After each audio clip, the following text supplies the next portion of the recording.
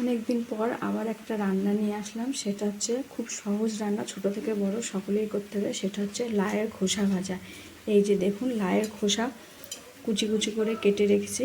এটা রান্না করতে লাগবে 2 কোয়া রসুন, একটু কালো জিরে, নুন, হলুদ আর কাঁচা লঙ্কা। দেখুন কিভাবে রান্না করি, আপনারা দেখতে থাকুন। এই যে গ্যাস ধরিয়ে দিয়েছি আর কড়াইও বসিয়ে দিয়েছি। কড়াই গরম হয়ে গেছে। এবারে সর্ষের তেল ঢেলে দিচ্ছি। সামান্য সর্ষের তেল দিলাম। এবারে দেব কালো জিরে। এই যে কড়াইতে দিয়ে দিচ্ছি কালো জিরে।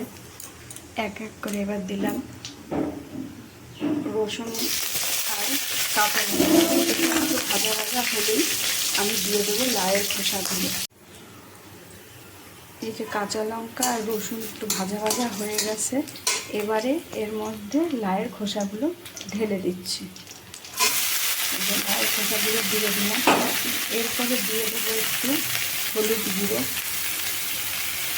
আর দিয়ে দেবো অল্প নুন। এবার নাড়াচাড়া দিয়ে